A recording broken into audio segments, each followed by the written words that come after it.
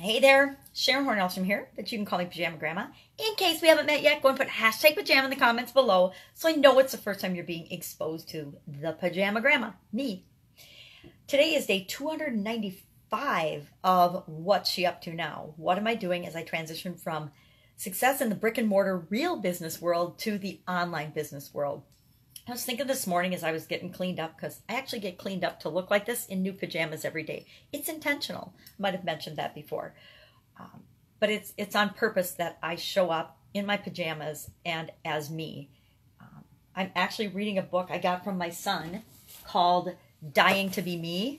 And I can relate to this because I did die. I died, and this lady was in stage 4 cancer, and her family rushed her to the hospital, and she died, basically went into a coma. So she didn't really die, but she had a near-death experience. She had a death experience that she outlines in this book. So I'm really excited to read it because I actually did die and was in a coma for over a week. And she was in a coma for 24 hours. I thought she was in a coma for 6 weeks and she woke up and she was cancer-free. But my son said she was in a coma for 24 hours and then she woke up, and over the next 6 weeks, scientifically and medically documented proof that her cancer was cured and disappeared. So I'm excited to read her book because based on the things that he's told me and some of the things that he said about the book, I have experienced some really parallel things and think that maybe it's time I start sharing and talking about them.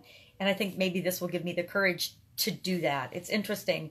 It took her 6 years before she wrote her book or 5 years or so before she wrote her book and started talking about what happened to her.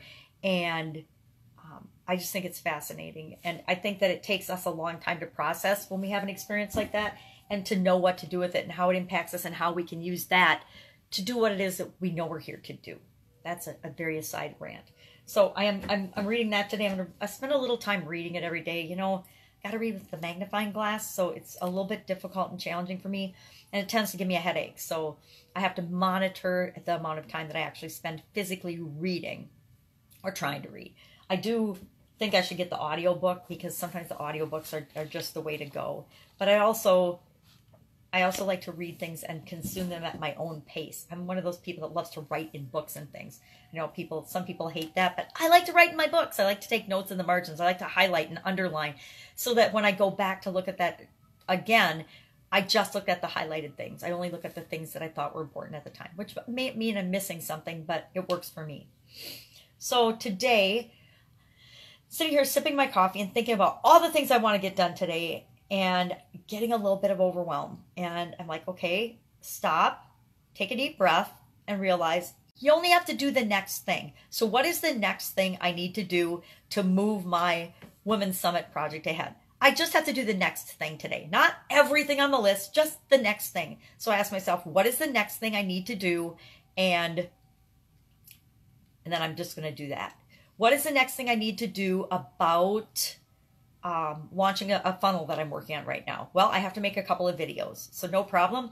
I will go on my computer. I will look at the pieces of my offer, because as I was thinking about making the videos, I thought, well, I could just shoot them right now.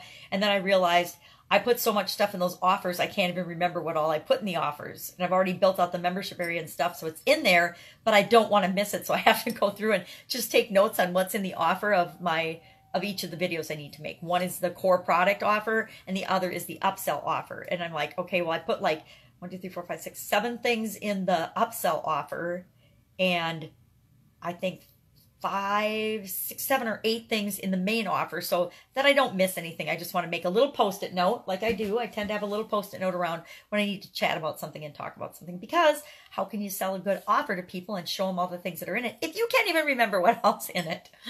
So I'll be doing that today. So that is the next thing I need to do for that funnel, is just make those 2 videos.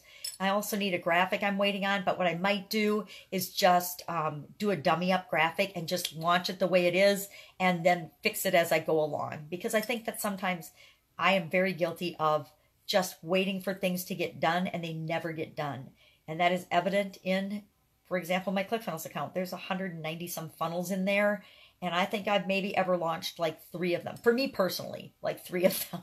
So it's not a very great strategy. And it's something that I'm continuing to work on and learn, because the online world can be overwhelming. It can be overwhelming and lonely because you're in your house, in your pajamas, working on your own a lot of the time.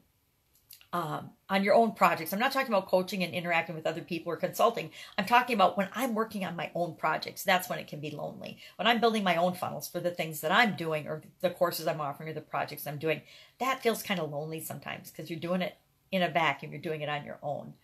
And even though you're doing it for other people, it's sometimes a little bit of a struggle. So I have to find ways to counteract that. And I do that with my coaching, because coaching, I mix in how I spend my time, because coaching invigorates me and gives me energy and helps me move forward. It actually helps me. Now, this is a secret about coaching. Being a coach helps you to see what it is that you need to do in your life, because what will happen is you attract people to you that are having challenges and struggles in areas that you're also having challenges and struggles with. For example, I coach everybody on picking your primary audience and then building that audience. Yet, my offerings were super broad and super generic. Supersize your business, grow your business for everybody. I wasn't honing in and targeting on anyone, which was part of why I made the shift for helping women.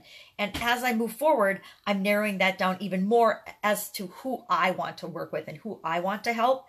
I don't want to help all women. All women don't want me to help them. And so I will get clearer and clearer and clearer as I narrow my focus. And as I narrow my focus, I get more of the people I want being attracted to me versus me chasing them down.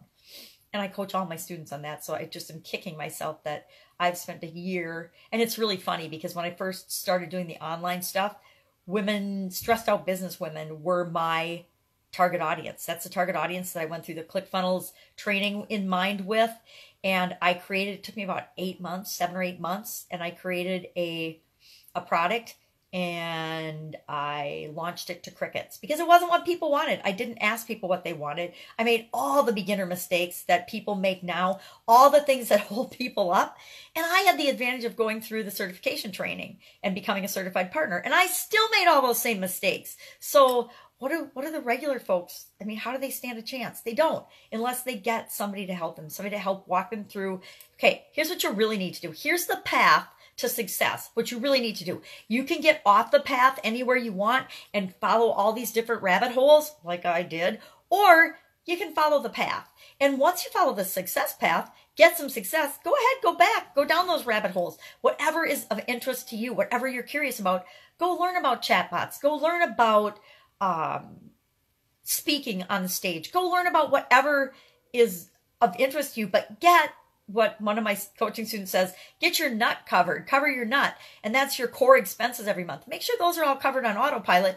Then go do something else. Then go explore something else. Then go add a new thing to it. But do the one thing first. Get that one thing. And he's actually a one thing coach. So this is awesome. Audie Cashin, amazing man. Do that first and then do something else. Then expand. Then go back and learn about what you want to learn about. But follow the direct path first so you've got some success. So you've got your life covered and you don't have the doubt, stress, worry, and fear that comes along with not having your life covered. Working on that today. So basically it's ask yourself what's next. Only what's next. Not I have to do everything on this to-do list. What is the next most important thing for me to do? And I just go out and do that. So today my next most important thing is to get those videos created. And again, for my mental well-being, I'm going to spend some time reading and relaxing today and recharging my batteries and re-energizing. And I recommend that you do the same. That's it. Have a fantastic day. And of course, I'll be with you tomorrow.